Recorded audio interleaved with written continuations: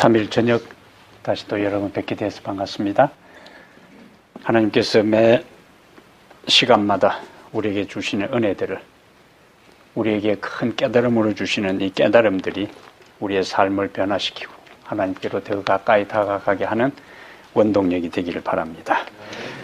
우리가 지금 계속 저녁 시간에 성경에 나타난 구별 사상을 우리가 공부합니다. 지난 시간까지는 구약 성경에 나타난 하나님의 구별 사상, 십계명하고 또 몇 가지 나타난 사건들을 우리가 살펴봤고, 오늘 저녁에는 예수님의 말씀 속에 나타난 구별 사상을 좀 함께 생각해 보겠습니다. 예수님의 말씀 가운데 나타난 구별 사상. 한번 가만히 기억을 더듬어 보세요. 신약 성경 가운데 예수님께서 하신 여러 비유 중에서 어떤 이야기가, 어떤 내용으로 구별에 대한 나눔, 분별에 대한 이야기를 하고 있을까? 뭐가 있을까요? 비유 가운데서, 예수님의 비유 가운데서 구별. 예. 자, 생각을 좀 하셨을 테니까 우선 마태복음 13장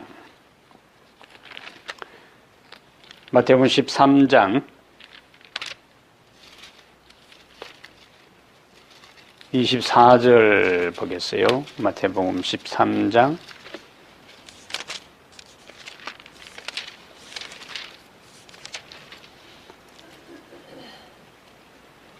24절. 예수께서 그들 앞에 또 비유를 들어 이르시되 천국은 좋은 씨를 제 밭에 뿌린 사람과 같으니, 사람들이 잘 때에 그 원수가 와서 곡식 가운데 가라지를 덧뿌리고 갔더니 싹이 나고 결실할 때에 가라지도 보이거늘. 30절. 둘 다 추수 때까지 함께 자라게 두라. 추수 때에 내가 추수꾼들에게 말하기를 가라지는 먼저 거두어 불사르게 단으로 묶고 곡식은 모아 내 곡간에 넣으라 하리라. 그럼 여기 예수님께서 무엇과 무엇을 구별하셨어요? 가라지와 곡식, 알곡과 가라지를 구별하셨어요. 언제 그것이 구별된다고요? 추수 때에 비로소, 추수 때, 세상 끝, 그때에는 알곡과 가라지가 구별되고, 그 구별된 것의 결과는요, 가라지는 불사르게 단으로 묶고 곡식은 모아 내 곡간에 넣어라. 운명이 달라지는 거예요. 그 구별은 구별로 끝나는 것이 아니고, 어떻게 구별되는, 어느 영역에 어떻게 예수님에게, 하나님에게 구별되었느냐 하는 것은 운명이 달라지는 거예요. 하늘 곡간에 들어갈 수 있고, 그 다음에 불사르게 단으로 묶여질 수 있는 두 가지 운명을 볼 수가 있습니다. 그 다음에 연달아 예수님께서 47절 한번 보겠습니다. 13장 47절에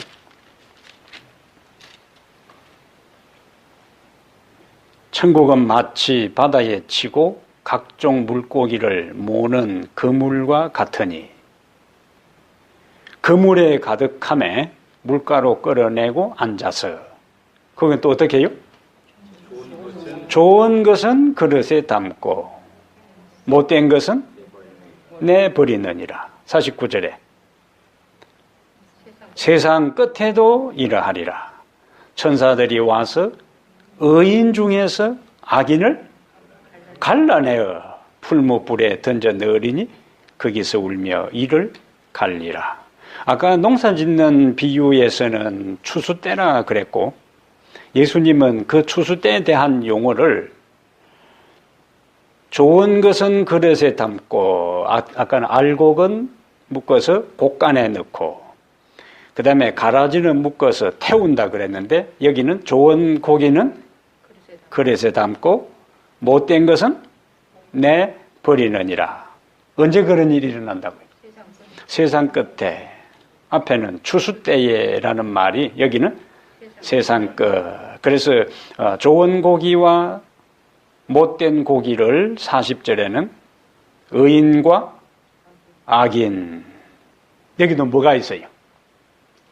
구별함. 그리고 그 구별에 대한 운명이 완전히 달라지는 것을 우리가 여기서 확인하게 됩니다.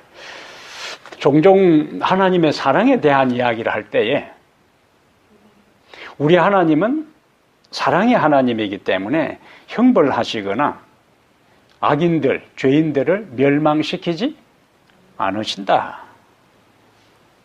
그 이야기를 들으면 굉장히 은혜로워요. 우리 하나님은 절대로 악인들까지도 악인들 하나님 안 믿을 때 해서 어떻게 사랑의 하나님이 다 멸망시키겠느냐. 그런데 성경은 멸망시키는 사람이 있고 구원하는 사람이 있잖아요. 우리는 성경 그대로 봐야 되는 거예요. 은혜롭게 해석한다 해서 성경에 있지 아니한 것을 인간적인 생각과 견해를 가지고 해석하는 것은 바람직하지 않다 하는 겁니다. 일반적으로 하나님의 사랑을 강조하면서 결국에 악인과 의인 구별 없이 최종적으로 모두가 구원받는다. 그러한 가르침을 주장을 하는 사람들이 있어요. 그것을 보편구원론이라 그래. 결국에 다 구원받는다. 보편구원론. 그건 성서적이 아닙니다. 모두가 구원받는 것이 아니고 의인과 악인이 있고 가라지와 알곡이 있고 좋은 고기가 있고 못된 고기가 있고 분명히 구별되는 요소를 성경에서 명확하게 우리에게 증거해 주고 있어요. 자, 다시 마태복음 24장에 가서 마태복음 24장의 종말에 대한 말씀을 예수님께서 하시면서 그 종말에 대한 설교 가운데 예루살렘 멸망과 세상 종말에 대한 것을 예수님께서 정확하게 구별하지 않고 그것을 섞여서 말씀을 하셨는데 거기 이제 또 구별에 대한 것이 나와요. 40절 보겠습니다. 마태복음 24장 40절에 그때에 두 사람이 밭에 있음에 한 사람은 데려가고 한 사람은 버려둠을 당할 것이요. 그 다음에 41절 두 여자가 맷돌질을 하고 있음에 한 사람은 데려가고 또 한 사람은 버려둠을 당할 것이다. 여기도 뭐가 있어요? 한 사람은 데려가고 한 사람은 버려둠을 당하고 두 사람이 밭에 농사를 짓는데 한 사람은 데려가고 한 사람은 버려두고 여자가 맷돌질을 하고 있는데 두 사람이 한 사람은 데려가고 한 사람은 버려둠을 당할 것이다. 여기서요. 마태복음 24장은 무슨 장이라고요? 예루살렘 멸망과 세상 멸망에 대한 것들을 예수님께서 섞어서 말씀을 하셨는데 두 사람이 밭에서 일을 하고 있었고 언제? 종말의 때에. 그 다음에 두 여자가 맷돌질을 하고 있었다. 두 사람이 밭에 있다가 한 사람은 데려가고 한 사람은 버려두고 두 여자가 맷돌질을 하다가 한 사람은 데려가고 한 사람은 버려둠을 당했다. 그러면 밭에서 농사 짓는 것과 그 당시 두 여자가 맷돌질을 하고 있는 것은 평범한 일상의 일이다. 그러므로 예수님께서 이 세상에 역사를 끝내기 위해서 오실 그때에 평범한 일상의 일들이 이 땅에서 그대로 뭐요? 유지되어 간다는 거예요. 그 이야기가 노아 홍수 이야기도 그렇게 이야기해요. 37절에 보면은 노아의 때와 같이 인자의 임함도 그러하리라. 홍수 전에 노아가 방주에 들어가던 날까지 사람들이 먹고 마시고 장가들고 시집가고 있으면서 홍수가 나서 그들을 다 멸하기까지 깨달지 못하였으니 인자의 임함도 이와 같으리라. 여기 인자의 임함 이와 같으리라는 것은 두 가지 의미인데, 하나는 노아 홍수가 일어나기 전까지 사람들이 먹고 마시고 장가들고 시집가고 하는 일들이 있었던 것처럼 예수님께서 오시기 직전에도 이러한 일들이 똑같이 있을 것이고, 또 그때에 그 종말의 때가 그들에게 와도 깨달지 못했던 것처럼 마지막 시대에도 사람들이 일상의 자기 일에 종사하고 있다가 종말이 언제 오는지도 모르고 있다가 그것을 당한다는 거예요. 그런데 갑자기 닥친 그 일에 무엇이 있다? 구별이 있다는 거예요. 구별이. 그러므로 종말을 대비하는 것을 예수님께서 42절에 그러니까 밭에 있고 맷돌질을 하고 그러한 일상의 이야기를 하면서 42절에 그러므로 깨어있으라. 왜 깨어있어야 된다고요? 어느 날에 너희 주가 임할는지 너희가 알지 못함이니라. 44절에 이러므로 너희도 44절 이러므로 너희도 준비하고 예비하고 있으라. 생각하지 않은 때에 인자가 오리라. 그러면 언제 깨어있으라는 거예요? 일상의 일을 농사를 그 당시 농경사회니까 농사를 지을 때든지 여자가 일반 집안일을 할 때든지 집안일을 할 때든지 농사를 지을 그때도 역사의 끝이 될 수가 있다는 거예요. 그냥 일상의 일들이 이루어지는 가운데 갑자기 그러한 일들을 당할 수 종말이 임할 수 있으니까 예비하고 있으라. 준비하고 있으라. 왜 그런가? 44절에. 왜 준비하고 있어야 된다고요? 생각하지 않은 때에 인자가 오리라. 그러니까 이때쯤 올 것이다. 그게 아니고 생각하지 않은 때에 예측 불허라는 이야기요. 네? 이런 거 보니까 올 때쯤 됐구나. 성경은 그게 아니라 생각지 않은 때에 인자가 오리라. 그래서 이 반복해서 마태복음 24장은 예루살렘 멸망과 종말을 이야기하면서 반복해서 강조하는 것이 뭐냐면은 그날과 그때를 모른다는 것을 강조해요. 36절. 그러나 그날과 그때는 아무도 모르나니 하늘의 천사들도 아들도 모르고 오직 아버지만 아시느니라. 42절에도 그러므로 깨어있으라. 어느 날에 너희 주가 임할는지 너희가 알지 못하느니라. 반복해서 44절에도 그렇고 그 다음에 50절에도 생각하지 않은 날 알지 못하는 시각에 생각하지 않은 날 알지 못하는 시각에 그 종의 주인이 이르러. 뭘 강조해요? 알지 못하는 때에, 생각하지 않은 때에, 일상의 일들이 진행되는 동안 갑자기 닥친다. 그래서 예수 그리스도의 재림을 위한 준비는 언제 이루어져야 된다고요? 평소에 일상의 삶에서 이루어져야 되는. 근데 일상의 삶에서 이루어져야 되는데 정신 차리지 않으면은, 깨어 있지 아니하면은 영적인 분별력과 깨달음이 없을 경우에는 그냥 지금의 상태에서 하다 보니까 예수님이 오시는 거예요. 예수님이. 그래서 우리 조상들이 3살 버릇 여든까지 간다고요. 3살 버릇 여든까지 간다고 하는데 현재 나의 신앙의 모습이 예수님이 오실 그때에 그대로 연결되는 거예요. 중간에 뭐 큰 변화 잘 일어나지 않습니다. 현재 나의 모습은 어떤 모습인가? 지금까지 내가 살아온 삶의 모든 종합적인 모습이 현재 나의 모습이요.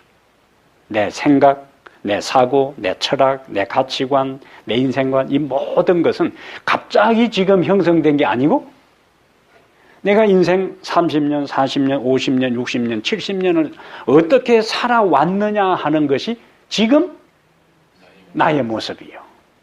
그 수많은 요소들, 온갖 상황들이 종합적으로 나를, 현재 나를 형성했다는 거예요. 그러면 오늘 나의 모습이, 오늘 내가 영적으로 바른 분별력과 깨달음이 없을 경우에는 오늘 나의 모습이 그대로 내일 나의 모습이 되고 그 하루하루의 모습이 생각지 않은 때, 알지 못하는 시기에 오시는 그때에 내 모습이, 지금의 내 모습이 예수님이 오시는 그때의 내 모습이라는 이야기입니다. 그러니까 하루하루 우리의 삶이 얼마나 중요하냐는 거예요. 하루하루에 오늘 나의 모습이 지금까지 살아온 나의 모습이고 오늘 내가 어떻게 사느냐 하는 것은 뭘 또 결정해요? 내일 나의 모습이 어떻게 될 것인가 하는 것을 내일 결정되는 것이 아니고 오늘 사람이 바뀌는 것이 사람이 잘 변화되는 것 같아요. 사람이 다른 사람 보지 말고 자기 자신을 보면은 끈질기게 참 우리의 모습이 너무나 끈질기게 변화가 참 잘 안 됩니다. 하나님의 은혜를 붙잡고 성령을 의지하고 눈물로 간구하고 매달려도 우리의 인생이 죄를 범해서 너무너무 망가졌기 때문에 회복이 이런 상황인데 내가 내 모습을 의식하지 아니하고 내 가는 길을 점검하지 아니하고 내 현재의 상태에 대한 것을 성찰하지 않은 상태에서 어떻게 변화가 일어나겠어요? 이 모습대로 예수님 끝날에 우리가 서게 됩니다. 예? 그래서 하루 매 순간순간 뭘 의식해야 돼요? 나의 현재에 내가 어떻게 하나님 앞에 서 있느냐, 어떻게 살아가느냐 하는 것은 내일 나의 모습을 결정하고 내일 나의 모습은 마지막 최후의 날에 내 모습을 결정하기 때문에 하루하루 하나님 앞에서 어떻게 살아야 할 것인가에 대한 것들을 진지하게 고민하고 고민하면서 사는 신앙의 자세가 우리에게 필요하다는 겁니다. 예? 의식하지 않고 우리가 살아가는데 교회 이제 여기 제가 벌써 4년 돼 가는데요. 화요일 안 나온 사람은 계속 화요일 안 나오고 예? 그거 잘 안 바뀝니다. 그 모습이 그대로 가는 거예요. 그래서 무언가 깨닫고 내 인생의 방향을 틀어야 되겠다고 할 때에 조금 하다가 또 도루묵이 돼. 왜? 습관이라는 것이요. 그 뿌리가 다 내려가지고 습관이 얼마나 처음에는 내가 어느 정도 컨트롤할 수 있는 상황이 되지만요. 나중에는 습관이 나를 꽉 사로잡습니다. 습관이. 예외 없이. 그 습관의 고리를 단절하고 끊는 것은 성령의 능력밖에 없어요. 우리의 의지는 한계가 있기 때문에 결심하고 하늘의 도움을 간구할 때 거기에서 벗어나서 한 번 한 번 영적인 삶에 대한 것들을 연습하고 반복될 때 이제 하나님의 사람으로서의 삶을 살아가는 영적인 습관이 형성될 수 있습니다. 마태복음 24장은 우리에게 그것을 보여줘요. 종말을 위한 준비는 일상에서 이루어져야 된다. 일상에서. 오케이. 그 다음에 마태복음 25장 가보겠어요. 예수님의 또 다른 구별. 마태복음 25장은 우리가 아는 대로 열 처녀의 비유고 그 다음에 어떻게 구분돼요?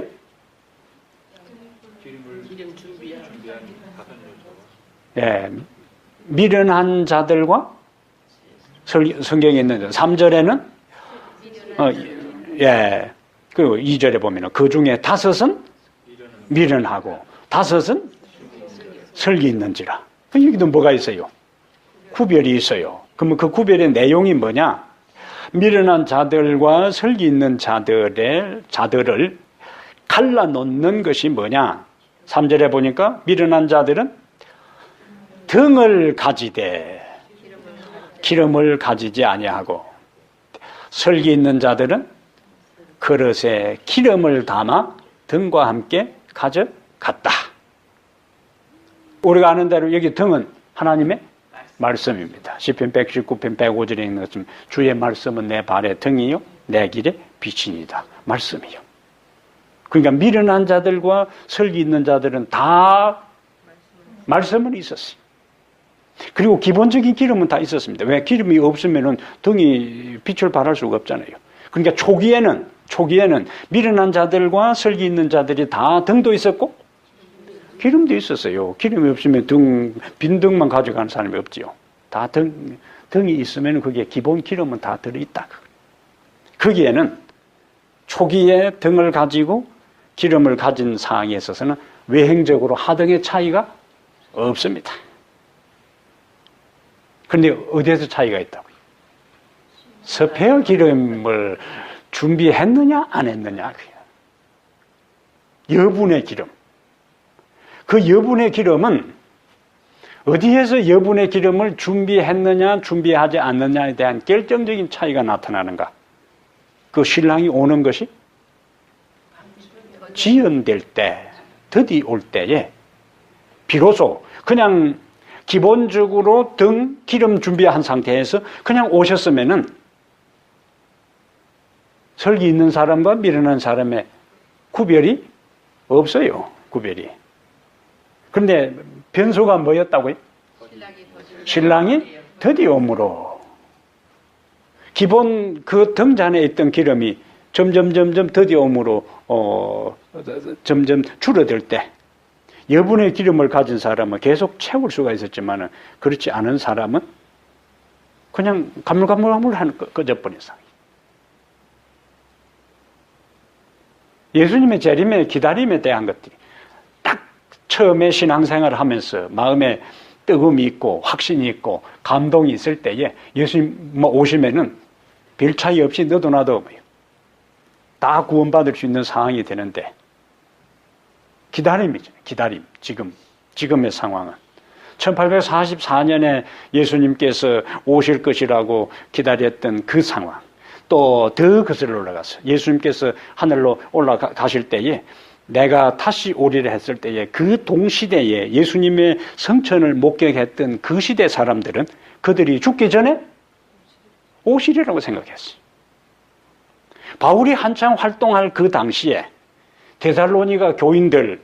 데살로니가에 살고 있던 교인들은 예수님이 곧 그들 살아생전에 오실 것이라고 생각했어요. 그런데 예수님이 당장 오시질 않았거든요. 그리고 그렇게 기다렸던 사람들이 한 사람 한 사람 죽어갈 때, 그럼 이 죽은 사람들, 예수님 재림할 것이라고 예수 믿다가 죽은 이 사람들은 어떻게 될 것인가 하는 현실적인 문제 앞에 교회가 굉장한 혼란 가운데 있었어요. 이때에 바울이 그들에게 그들의 현실적인 문제에 대한 해답으로 데살로니가 전서, 데살로니가 후서를 그들에게 보낸 거예요. 그래서 주께서 호령과 천사장의 소리와 하나님의 나팔로 친히 하늘로 쫓아 강림하시리니 그리스도 안에서 죽은 자들이 먼저 일어나고. 그것은 그들의 현실적인 문제였어요. 우리 형제 죽은 사람이 어떻게 될까? 해답이 없을 때에 그들이 예수님 재림할 때 죽은 사람이 먼저 일어나고, 그 다음에 그때까지 살아있던 사람들이 그들과 함께. 그래서 그들의 문제를, 숙제를 해결해 준 거예요. 의문을. 그들의 풀리지 않았던 의문들을 대한 해답을 주신 것입니다. 열처녀에게 있어서 구별은 여분의 기름을 준비했느냐, 준비하지 않았느냐. 그럼 마태복음 25장은 예수님이 열처녀의 비유를 통해서 이미 예수님의 재림이 어떻게 될 가능성을 그 이야기 가운데 이미 포함시켰는가? 드디 오실 수 있는 가능성을 이미 그 이야기 가운데 포함시켰어요. 그리고 그 드디 올 때에 이 세상에 예수님을 기다리고 믿는다고 하는 사람들 가운데 어떤 현상이 있을 것인가까지도 그곳에 이미 설명하고 있다. 그때 진짜 신앙인과 그냥 분위기에 휩쓸려서 간 신앙인이 구별되는데, 예를 들면 이스라엘 백성들이요, 애굽에서 나올 때 우리가 출애굽기 읽어보니까 누구도 나왔어요? 이스라엘 백성들만 나온 것이 아니고 이방인 섞인 무리. 옛날 성경에는 잡족이라고 좀 어감이 좀 그렇죠. 예? 섞인 무리들. 예? 잡족하는 것보다 섞인 무리들이. 왜냐면은 어차피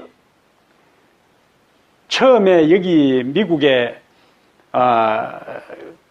신대륙이 서양 사람들 눈에 의해서 신대륙이 이제 발견된 다음에 유럽 사람들이 이 신대륙으로 대거 이민을 오는데, 1620년 청교도들이 100인명이 메이플라워를 타고 오기 전에, 1620년 전에, 1610년 그 전에 벌써 조지타운이라는 이 버지니아 그쪽에 식민 도시들이 건설됩니다.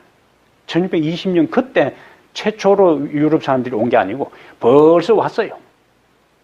그리고 그들 중에는 돈 벌러 온 사람도 있고, 그 다음에 돈 떼먹고 도망온 사람들도 있고, 범죄하고 도망온 사람들이 있고, 다양한 사람들이 다 있었어요.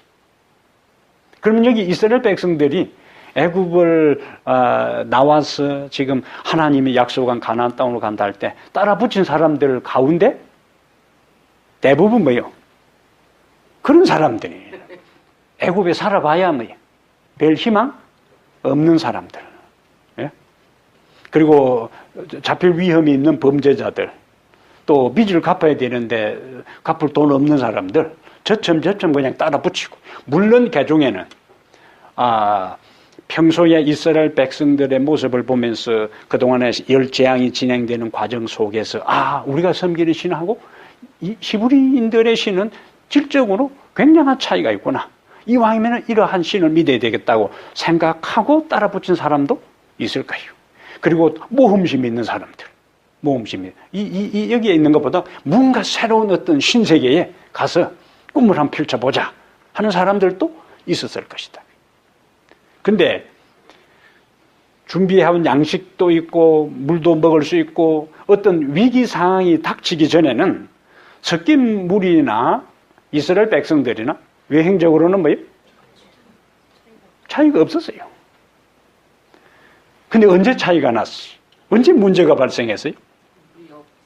물이 떨어지고, 그 다음에 그들은 그만 좀 땡볕에 걸어가면은 곧 오아시스가 있고, 그 다음에 가나안 땅에 갈 줄 알았지. 처음 나올 때 40년 가야 된다 생각하면 따로 나올 사람 있겠어요? 가고 단단히 해야 돼. 단단히 해야 된다. 에? 우리가 여기서 출발을 하면은 40년은 각오해야 된다. 아이고, 그만 여기 사는 게 낫겠다. 그 얼마나 살기라고 40년 동안 그 땡볕에 고생하겠나 하고, 그만 갈 사람 가시오. 이렇게 될 수는 있는 거예요. 그 다음에 최소한 그들이 애굽에서 나와서 가데스 바나 그 변경까지 한 2년 정도 걸렸어요. 나중에 이제 그들이 불순종해서 38년 동안 다시 회개해서 다 죽었지만은, 그거까지 최소한 시내산까지 1년 머물고, 그 다음에 다시 가데스 바네까지 해서 우리가 출애굽기 읽어보면 2년 정도 이제 걸렸다는 거예요. 그러면 처음 출발할 때 가나안 땅까지 가는데 최소한 2년은 광야에서 생활해야 된다. 그래도 많이 포기했을 거예요. 근데 가니까 그냥 너도나도 따라 붙였는데 나와보니까 이게 보통 문제가 아니에요. 예? 어디로 가는지도 모르고, 어떤 때는 구름 기둥이 계속 진행하는 것이 아니고, 어떤 때는 한 달도 2달도 꼼짝 안 하고 있는데, 여러분 광야에서요, 그 천막 쳐놓고 그냥 뭐 하면서 지나겠어요, 거기서. 그들이 입이 나오고 불평한 것은 인간적으로는 우리가 이해할 수 있어요. 그들이 뭐 믿음도 없이 말이야 약속을 믿어야지. 우리를 그 현장에다 넣어놨다고 생각해 보세요. 어디로 가는지도 모르고, 예? 이런 상황이에요. 이러한 그 난관에 부딪혔을 때에 비로소 섞인 무리들이 본색이 드러나게 돼요. 그들이 항상 문제를 야기시키는 중심에 있었어요. 그러므로 마태복음 25장은 슬기로운 자와 미련한 자의 구별에 있어서 여분의 기름은 인간이 기대하는 바대로 생각하는 대로 상황이 전개되지 않아도 그러한 때를 대비해서 언제나 하나님을 신뢰하고 하나님을 의지하고 믿음의 길을 걸어가야 되겠다는 그 마음의 여유입니다. 여유. 예? 여분의 기름은 하나님의 성령이고 하나님의 은혜지만은 또 다른 측면에서 여분의 기름은 내가 기대하고 생각한 대로 모든 것들이 진행되지 않아도 그럼에도 불구하고 여전히 하나님을 향한 믿음을 가지고 살아야 되겠다는 마음의 뭐예요? 여유, 마음의 여유. 기대한 대로 안 된다고 그만 당장 불평하고 원망하고 뒤엎어버리려고 그러고 때려치우려고 그러고 그런 상황이 아니라는 거예요. 25장의 구별성은 미련한 자와 설기 있는 자들은 기대한 대로 되지 않아도 하나님을 여전히 신뢰하고 믿고 바라보는 그러한 믿음의 여유를 가진 삶이 바로 미련한 자와 설기 있는 자를 가르는 구별짓는 요소가 되었다 하는 것을 우리가 기억할 필요가 있습니다. 그 다음에 25장에서 14절부터 30절에 이제 달란트 비유가 나오는데 그 달란트 비유에서는 또 어떻게 구별해요? 21절 무슨 보세요. 25장 21절에 착하고 충성된 종이 있고 26절에 악하고 게으른 종이 있어요. 착하고 충성된 종이 있고 악하고 게으른 종으로 구별되는데 그러면 무엇이 착하고 충성된 종과 악하고 게으른 종으로 구별했는가? 그 요소가 뭐냐? 달란트 비유에서는 무엇이 착하고 충성된 종과 악하고 게으른 종을 갈랐어요? 달란트. 자, 그러면 5달란트를 주었고 또 어떤 사람에게는 2달란트를 주었고 어떤 사람에게는 1달란트를 주었다. 어쨌든 1개든 2개든 5개든 달란트는 다 받았어요. 그러면 달란트는 다 가졌어요. 똑같아. 단지 달란트의 개수만 다르지 다 달란트는 받았어요. 그런데 성경은 5개, 2개, 1개 달란트를 많이 가졌느냐 적게 가졌느냐에 의해서 착하고 충성된 종과 악하고 게으른 종을 구별한 것이 아니고 무엇을 가지고? 무엇을 가지고? 그것을 5개 받은 사람은 10개를 만들었고 2개를 가진 사람은 4개를 만들고 활용했느냐 그거요.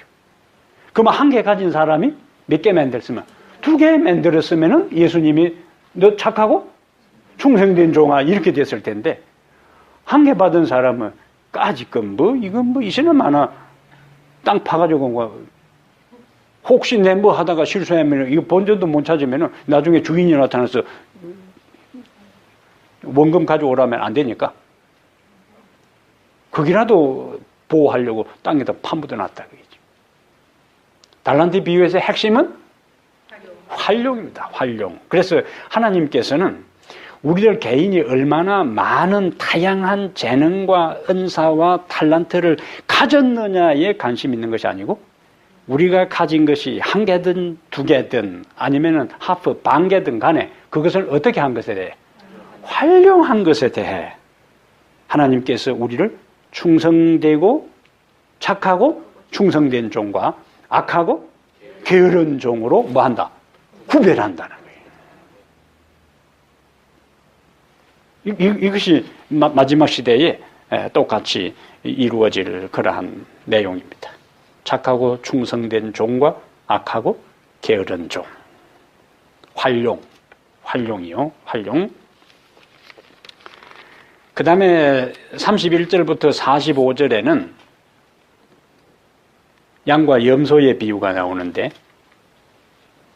양과 염소의 비유에서 여기도 이제 31절 봅시다. 인자가 자기 영광으로 모든 천사와 함께 올 때에 자기 영광의 보좌에 앉으리니. 그 다음에 여기 이제 지금 우리가 계속 사용하는 단어가 거기 나와요. 32절에 어떻게 해요? 모든 민족을 그 앞에 모으고 어떻게? 각각 분별하게 구분한다 그랬어요. 모든 민족을 그 앞에 모으고 뭐 한다고? 구별하기를 목자가 양과 염소를 구분하는 것 같이 하여. 양은 그 오른편에, 염소는 왼편에 두리라. 자, 구별되면은 앞에 우리가 계속 마태복음 24장에도 구별된 다음에는 운명이 달라져요. 여기도 뭐 했어요? 구별했어요. 구별했으면 이제 뭐요? 구별한 것에 대한 운명이 선언되는데 34절에 그때에 임금이 그 오른편에 있는 자들에게 이르시되 내 아버지께 복받을 자들이여 나와 창세로부터 너희를 위하여 예비된 나라를 상속받으라. 그 다음에 41절에 왼편에 있는 자들에게 이르되, 여기는 뭐예요? 34절에 양으로 구별된 사람들은 뭐라고 선언했어요? 내 아버지께 복받을 자들이요. 그런데 41절에 왼편에 있는 염소에게는 저주를 받은 자들아 나를 떠나 마귀와 그의 사자들을 위하여 예비된 영원한 불에 들어가라. 34절에는 복받을 자들이여 창세로부터 너희를 위하여. 여기도 예비는 똑같이 예비된 게 있어요. 거기에 예비된 것은 예비된 나라, 하나님의 나라. 근데 41절에 저주받은 자들은 나를 떠나 마귀와 그의 사자들을 위하여 예비된 영원한 불에 들어가라. 뭐가 있어요? 구별. 그런데 여기 양으로 구별된 사람들에게 있어서 예수님께서 뭐라고 말씀하시면 35절에 내가 줄일 때, 여기 차이를 한번 보겠어요? 줄일 때에 너희가 먹을 것을 주었고 목마를 때에 마시게 하였고 나그네 되었을 때에 영접하였고 헐벗었을 때에 옷을 입혔고 병들었을 때에 돌아보았고 옥에 갇혔을 때 와서 보았느니라. 37절에 그 다음에 이제 그들의 대답이 중요한 거예요. 의인들의 대답이 뭡니까? 우리가 어느 때에 주께서 줄이신 것을 보고 음식을 대접하였으며 목마르신 것을 보고 마시게 하였나이까. 그러니까 임금이 40절 임금이 대답하여 이르되 내가 진실로 너희에게 이르노니 너희가 여기 내 형제 중에 지극히 작은 자 그리고 하나에게 한 것이 곧 내게 한 것이니라. 이 표현을 잘 보세요. 내 형제 중에 그 다음에 지극히 작은 자들이 아니고 작은 자 하나에게 한 것이 곧 내게 한 것이니라. 중요한 이야기죠. 그러니까 우리들 주변에 나 외에 모든 사람들에게 내가 어떻게 대하느냐 하는 그것이 예수님께서 어떻게 그것을 평가한다. 예수님에게. 예?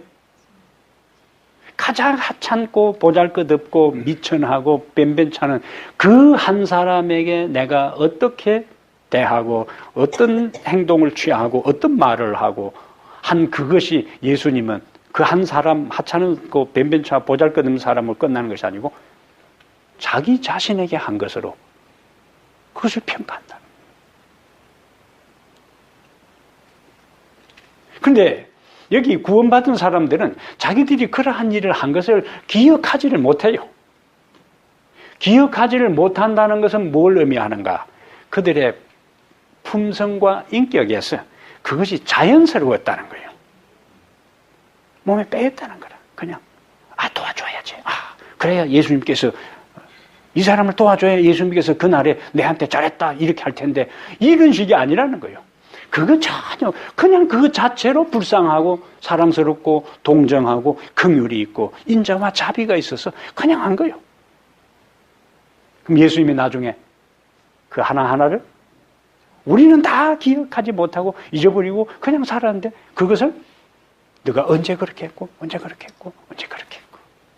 근데 반대로 여기 저주를 받은 사람, 예비된 영원한 불에 들어가라 한 이 사람들에게는 내가 그렇게 하지 않았다 그렇게 하니까 44절에 보세요. 그들도 대답하여 이르되 주여 우리가 어느 때에 주께서 줄이신 것이나 목마르신 것이나 나그네진 것이나 헐벗은 것이나 병드신 것이나 옥에 갇힌 걸 보고 공양하지 아니하더이까. 45절에 임금이 대답하여 이르되 내가 진실로 너희에게 이르노니 이 지극히 작은 자 하나에게 하지 아니한 것이 곧 내게 하지 아니한 것이니라. 그러면서 최종적인 운명이 이제 서는데요. 그들은 영벌에 의인들은 영생에 들어가리라. 이 성경에 반복되는 무슨 사상? 구별 사상이에요. 영생과 영별. 영생과 영별. 완전히 구별되는 것들이 나타나 있습니다. 그래서 성경 종교에 여러 요소들이 있는데 성경 종교의 본질이 뭐냐? 구별입니다. 구별. 우리가 앞에서 본 것처럼 창조 과정에 뭐가 있었고 구별이 있었고 출애굽 과정에서 애굽에서 이스라엘을 뭐요? 구별해냈어. 구별해낸 그들을 광야 가운데서 교육시키는 구원의 모든 청사진을 교육시키기 위해서 하나님께서 그들에게 성소를 만들었어. 성소에 봉사하는 제사장을 뭐하고? 구별하고 그 다음에 제사장이 제물을 구별하여 드리게 하는 그 모든 것들이 무엇인가? 구별사상이에요. 안식일은 구별된 시간이요. 안식일은 구별된 시간이요. 성소는 구별된 장소요. 제사장은 구별된 사람이요. 제사장은 구별된 사람이요. 그 다음에 11조와 각종 헌금은 구별된 물질이고 부정한 음식과 정결한 식물은 구별된 식생활이고 십계명은 모든 다른 나라와 구별되는 구별에 관한 법이고 그래서 성경 전체는 뭐냐? 구별에 관한 책이다. 구원받아 영생에 들어갈 사람은 구별된 백성이고 구별된 백성이니까 이 세상에서 무슨 삶을 살아야 되는가? 구별된 삶을 살아야 되는 거예요.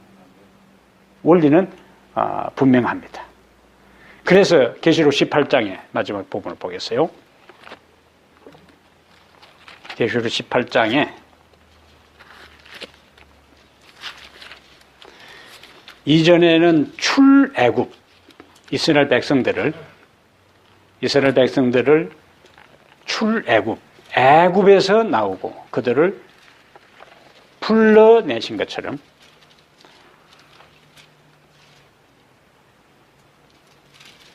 이제는 18장 1절부터 4절까지 나온 것은 이제는 바벨론에 대한 이야기가 계속 나오다가 4절 계시록 18장 4절에 또 내가 들으니 하늘로부터 다른 음성이 나서 이르되 뭐라고 이야기해요?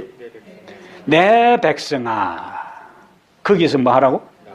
나와 그의 죄에 참여하지 말고 그가 받을 재앙들을 받지 말라. 내 백성아 거기서 뭐 하라고? 나와 구별돼야 된다. 그곳에 있게 되면 어떻게 된다고? 같이 망하는 거예요. 같이 망하니까 그곳에서 나오라. 그곳에서 나오라. 앞부분에 한 장만 더 보겠습니다. 창세기 11장에 처음에 여기는 이제 성경의 바벨론 사상의 흐름들이 바벨론의 문제점의 출발이 11장에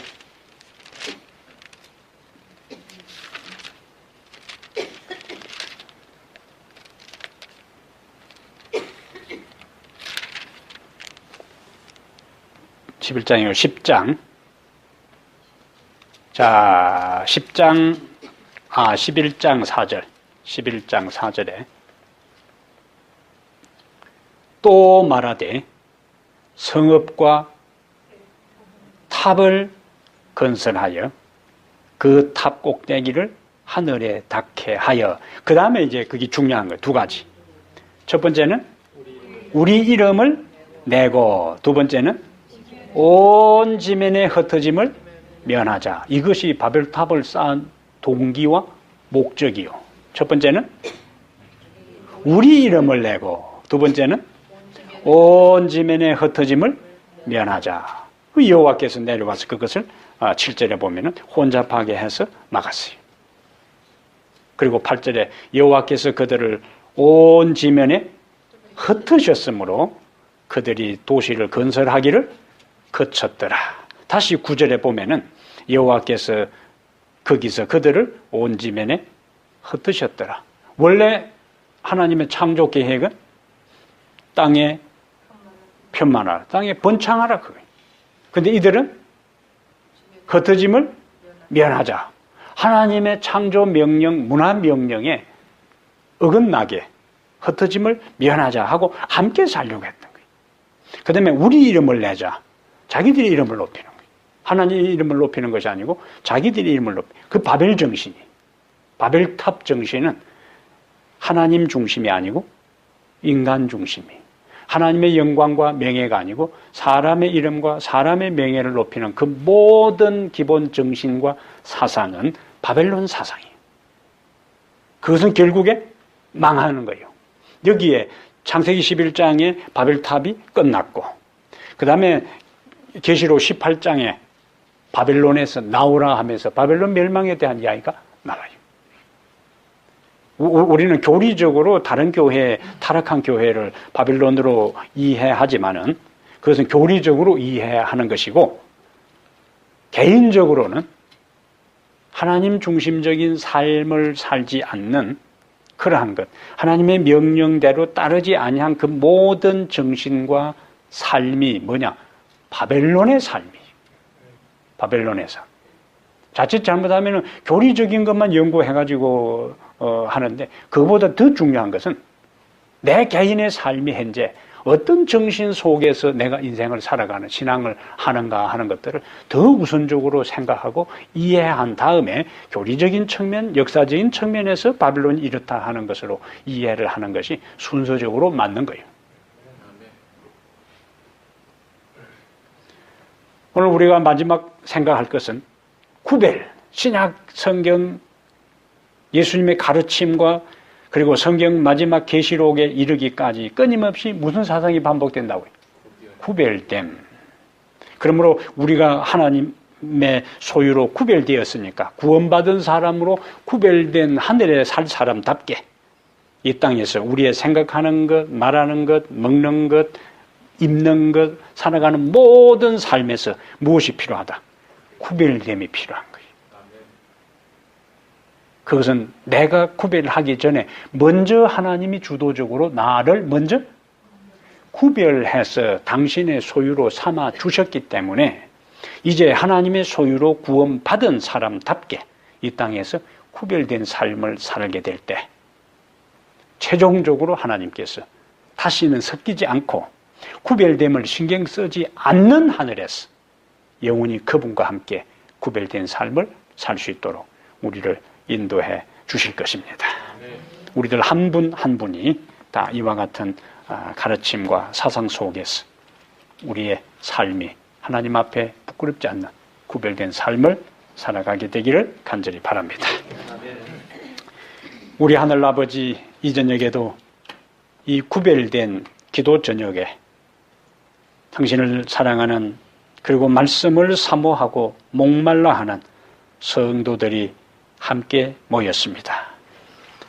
구약 성경과 신약 성경에 면면이 흐르는 중요한 구별 사상, 구별의 가르침을 우리가 배웠사오니 우리의 생각이, 우리의 인생의 방향이, 우리의 모든 계획이, 우리의 일상의 삶이 하나님이 기대하는 바로 그 그 구별된 삶을 살아가도록 축복하시고 인도하여 주시옵소서. 바벨론 우리들 자신들이 은연중에 교리적으로 바벨론을 이해하고 가르치면서도 우리의 삶 자체가 바벨론에서 벗어나지 못하는 모순된 삶 가운데 빠져 있을 수 있사오니 우리 하늘 아버지여 언제나 주의 명예와 영광을 앞세우는 삶이 되게 하시고 언제나 주의 말씀에 순응하고 반응하는 믿음의 삶이 되게 하여 주시옵소서. 그리하여 이미 예수 그리스도를 통하여 우리를 거룩한 백성으로 당신의 소유로 구별하여 우리를 부르셨사오니 이 부름에 합당하게 구별된 삶을 살아 영원한 하늘에서 주와 함께 살아가는 구별된 축복의 사람들, 영생에 동참하는 거룩한 주의 자녀들 다 되게 하여 주시옵소서. 우리 주 예수님 이름으로 기도합니다. 아멘.